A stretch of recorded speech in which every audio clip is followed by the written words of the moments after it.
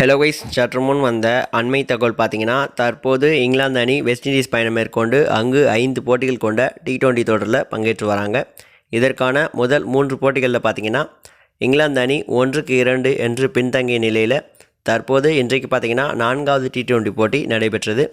இந்த போட்டியில் பார்த்தீங்கன்னா டாஸ் வென்ற வெஸ்ட் இண்டீஸ் அணி ஃபீல்டிங்கை சூஸ் பண்ணியிருந்தாங்க.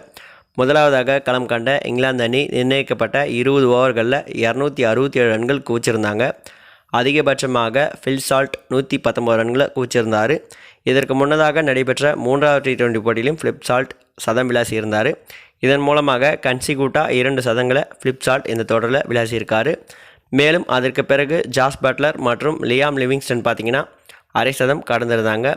பின்னர் 268 ரன்களை இலக்கா வச்சு களமிறங்கிய வெஸ்ட் இண்டீஸ் அணி 192 ரன்களுக்கு அனைத்து விக்கெட்டுகளையும் இழந்திருந்தாங்க. அதிகபட்சமாக ஆண்ட்ரூ ரசூல் அரை சதம் கடந்திருந்தார். இங்கிலாந்து தரப்பிலிருந்து அதிகபட்சமாக ராஷித் ஆஃப்லி 3 விக்கெட்டுகளையும், ரஹான் அகமத் மற்றும் சாம் கரன் தலா 2 விக்கெட்டுகளையும் வீழ்த்தியிருந்தாங்க. மேலும் இந்த போட்டிக்கான ஆட்ட நாயகனாக ஃபில் சால்ட் தேர்ந்தெடுக்கப்பட்டிருந்தார். அது மட்டும் இல்லாமல் இந்த போட்டியில் இங்கிலாந்து அணி குவிச்ச 267 ரன்கள் பார்த்திங்கன்னா T20 வரலாற்றில் அதிகபட்ச ரன்கள் பட்டியலில் 5ஆம் இடம் பிடிச்சிருக்கு. முதலிடத்தில் பார்த்தீங்கன்னா மங்கோலிய அணிக்கு எதிராக நேபாள அணி 316 ரன்கள் விளாசியதே தற்போது முதலிடம் இருக்குது. மேலும் இவர்களுக்கிடையேயான 5வது மற்றும் கடைசி T20 போட்டி பார்த்திங்கன்னா நாளை மறுநாள் 22ஆம் தேதி நடைபெறுகிறது.